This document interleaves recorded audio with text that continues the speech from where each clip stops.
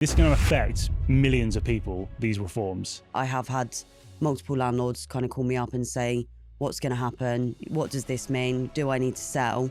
You've got a tenant going in there to live there and paying rent. Like, they should have good quality accommodation. I do think we will see landlords sell. But they don't always think about reality, like what is actually likely to happen. Hi, it's Tom Jewell from Source Investments. In today's video, we're going to talk about the government's proposed rental reforms and what they will mean for landlords. Today, I'm joined by Source's Managing Director, Ollie Smith. And I'm also joined by Amber Choinski, who oversees over 100 landlords' rental portfolios and is our Director of Lettings and Management at Source Investments. Later in this video, we're going to talk through the key things you need to know as a landlord to get ready for these rental reforms. So there's obviously been a lot of talk recently about these reforms that are coming in. And obviously landlords over the last year or two, as these proposals have come in, they're trying to make sense of it all. I think just in terms of context and how big the rental sector now is in the UK. So there's 4.5 million households that are in rental accommodation. One of the data points from the National Residential Landlord Association came out recently and said a third of landlords are looking to sell parts of their buy-to-let portfolio directly because of these rental reforms. But at the same time, we've also got this very buoyant rental market. So, according to Zoopla, in the last 12 months, some parts of the UK have seen up to 25% increase in demand for rental accommodation. So you kind of got this mix of more compliance coming into the space, but at the same time, you've got this really buoyant rental market. Amber, initially, I think it'd be really good to chat to you about, you speak to landlords on a daily basis, a bit of a sense for sort of how they're looking at these rental reforms, how much are they kind of coming up in conversation with you? Are they worried about them? Do you really feel like they actually know what these reforms are actually going to be yet? What's the kind of sort of like temperature amongst the landlords that you kind of speak to?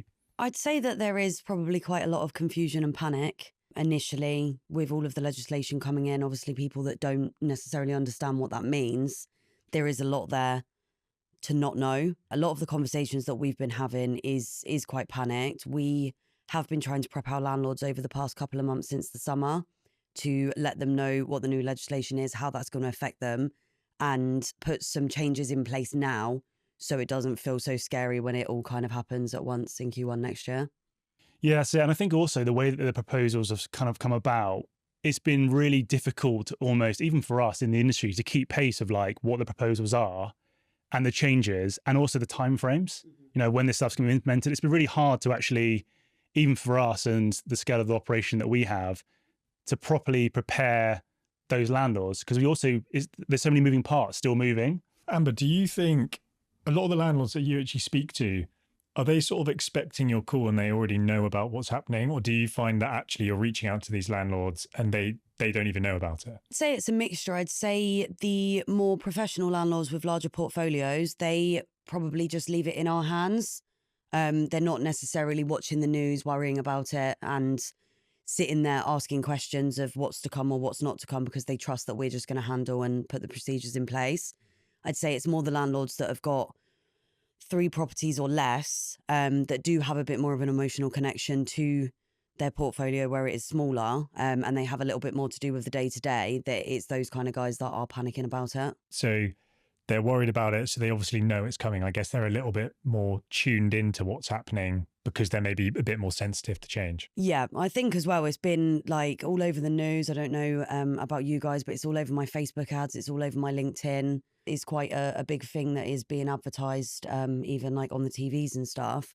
So if you're somebody that does have properties but not heaps of experience in managing those properties and you're hearing all of these different things, I have had multiple landlords kind of call me up and say, what's going to happen? What does this mean? Do I need to sell? And obviously we can then pacify them and give them the answers of the breakdown of what it means. Purpose of this video as well is us going through some of these rental reforms and actually in reality, in practice, help people understand like what is the actual impact going to be. Because I say a lot of it is through a lack of understanding comes panic, or actually perhaps there's not as much to panic about as they might think. The first thing I want to talk about is obviously the end of Section 21 notices. So Section 21s are going to be scrapped. They're going to be replaced by a Section 8 notice. And I think this is a really interesting one that kind of talks about what we've just mentioned, which is initially, I'm not able to serve a no eviction notice. Landlords kind of feel like they lose a bit of control there. And now it's via Section 8 where you need to have a ground or a reason to serve that notice. I think my own personal take is, in reality, the portion of good landlords serving an eviction for no reason isn't a very high number of landlords in our experience. I mean, would you agree with that? Yeah, definitely. I think people that are looking at their portfolio as a business and not just going to be serving people notice for no reason, they would incur extra costs to serve somebody notice and replace that tenancy. So unless there was a reason to end the tenancy, they wouldn't be doing so. So kind of in the new legislation, again, we're going to need a reason to end the tenancy with a Section 8, but that would kind of be the only circumstances that we would anyway. That's it. I mean, most of those grounds are going to cover those reasons why you would want to serve someone notice. You know, I need to sell it. I need to get back possession of it. There's antisocial behavior. They're behind on arrears. All those factors are going to be wrapped up in terms of these grounds. I think the biggest issue I have with this is, you know, a worry. And again, you've got some real firsthand experience, you know, more so managing a large portfolio, is the impact on the court system. So obviously, currently we have a Section 21 accelerated procedure where we kind of bypass the court system for simple eviction cases, whereas now everything is going to have to go through the court process. Mm-hmm. A court process, you know, a court system that's already kind of backlogged. Yeah, I do think that's one of the biggest worries for all landlords and agents, really. So the Section 8 evictions that I've dealt with kind of this year, they are a lengthy process. You do have to appear in court. You do have to get a solicitor. You have to write witness statements. Obviously, all of that stuff comes at a cost. And it does take 6 to 8 months for when you apply to the courts for when the bailiffs are sent. And that's kind of on a good day. I've had some evictions through Section 8 that have taken 10 to 11 months for a bailiff to attend. So I know that is something that the government have spoken about a lot, whether they immediately implement that or whether they try and sort the backlog in the court systems out first. Yeah, we'll have to wait to hear from them. The next thing I want to talk about is obviously all tenancies now becoming periodic. So fixed term tenancies are going to go away, and we're going to have this sort of rolling tenancies. We have this kind of system in Scotland. We actually do manage some properties in Scotland, and that's the same setup they've had for a number of years now that we're going to revert to. I guess my initial take on this is, you know, some more flexibility here for tenants, and perhaps a lack of control. Landlords are going to feel like some control gets sort of taken away here by not having these fixed term tenancies, and it's really open-ended. These new tenancies. Potentially, one of the things that might happen here is landlords are going to be a little bit more focused on the quality of their tenant that's going into their property, given that they're going to be entering into an open-ended rolling tenancy. We might see that a bit more. I think that's probably the biggest change for landlords is the no fixed term tenancies. I think that is the major concern of the majority of landlords, is that they're not going to have, you know, a 6 or 12 month period that they absolutely have their rent and they're locked into a contract and they don't need to worry about it. I think the reality of it probably won't be as bad as what people are thinking. So we're still going to have a 2 month notice from the tenant side. So we're still going to be able to re-tenant the flat in the same amount of time that we can now. And generally, you know, you're going to get the odd occasions and the anomalies, but generally people are not moving into properties to move straight out.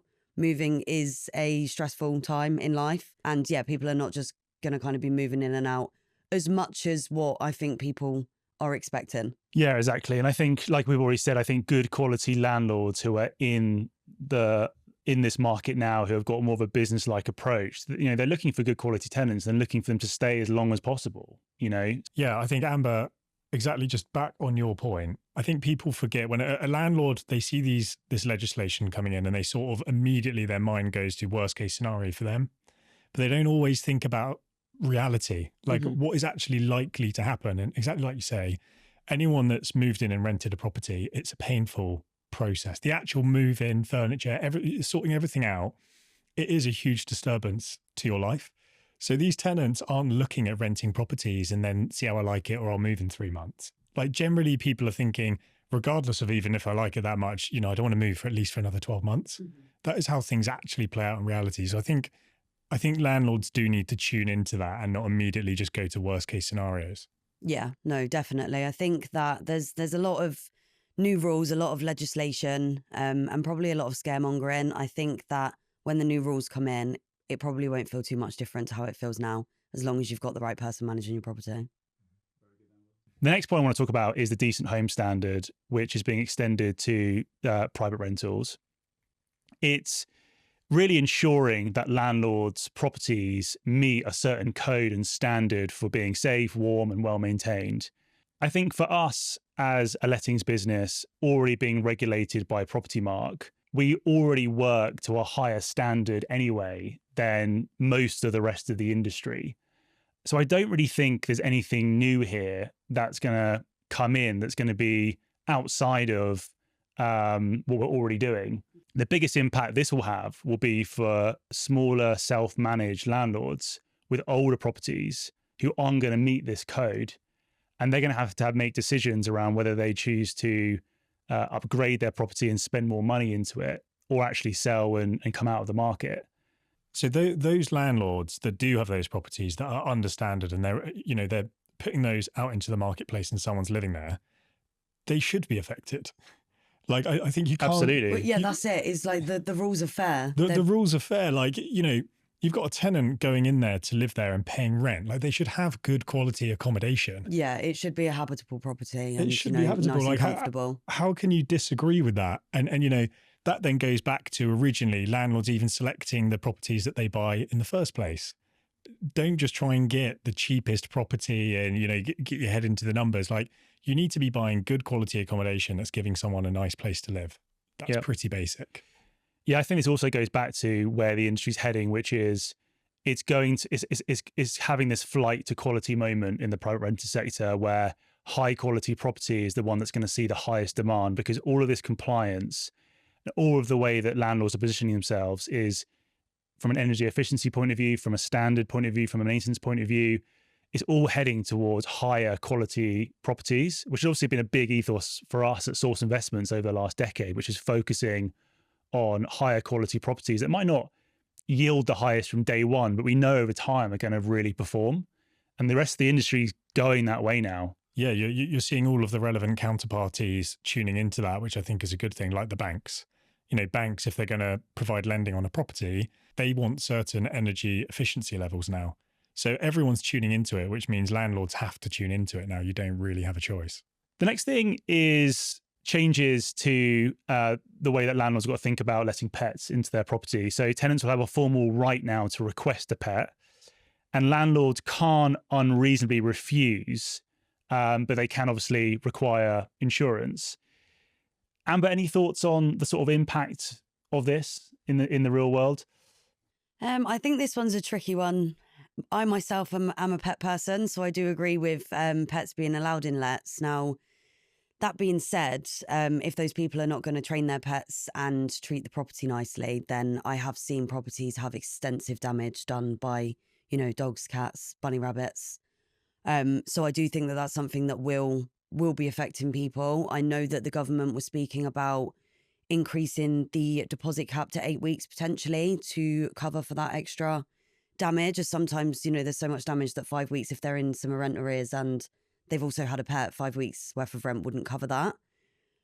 So yeah, kind of mixed opinions on that. I think as long as people have got the right insurances in place, the property's suitable for the type of pet. So for example, you've not got Great Danes in studio flats. Then yeah, I think it will take a little bit of managing, but it's not a bad thing to not discriminate against pets, in my opinion. Yeah, no, I agree. Yeah, I think not a huge amount of impact in terms of the market. Obviously, those who have got a suitable property and it's pet friendly, there's going to be obviously a boost in demand for those properties. Like you say, I think it's also understanding there's also head leases in apartment blocks, for example, that don't allow pets. There's also a lot of young professional renters who may be renting for the first time who want pets, don't actually understand that. They're inquiring about a property that, as much as we'd love them to have a pet, the building doesn't actually allow them to have a pet. I also then want to get on to some changes in the way that rents are being increased. So rent reviews are going to be limited to once a year with 2 months notice.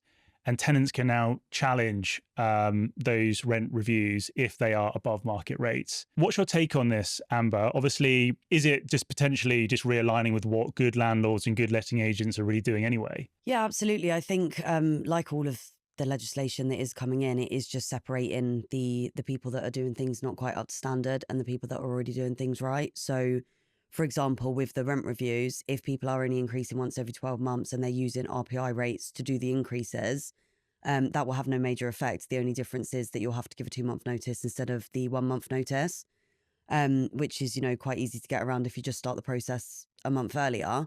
I think that for me is a really great bit of legislation to come in, because it does stop those landlords from, getting to renewal and saying, actually, I need £600 extra on the rent that people simply can't afford, and does bring it way above market value that they couldn't go on the open market and re-rent it for that price.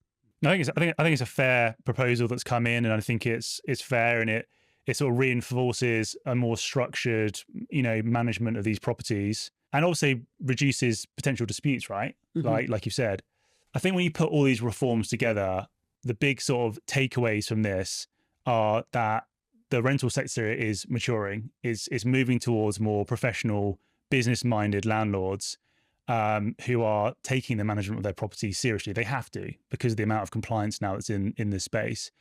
I do think, despite us doing our best efforts in this video to talk about, I think, the reality between the panic that happens and the reality, I do think we will see landlords sell into these reforms, potentially unnecessarily, but I do see that happening. And I think that's only going to worsen, rents, I think, are going to rise off the back of it. I don't think that's going to be a very positive outcome for these reforms that are coming in. And the next thing I think, in terms of big takeaway here, is tenant relationships are just huge, right? For, navigating all of the compliance and all these reforms. But at the heart of all this is great tenant relationships. Mm-hmm. A lot of what we've spoken about is just, a lot of it is just realigning and making things fair and trying to reduce disputes and trying to realign things. So I think tenant relationships are going to matter a huge amount, especially now going to this even more higher compliance world that we're going to go in. Thank you, Amber, for joining us and for your input. If you're a landlord who's interested in learning more about the rental reform changes that are coming, please click on the link below and a member of our team will be able to help you.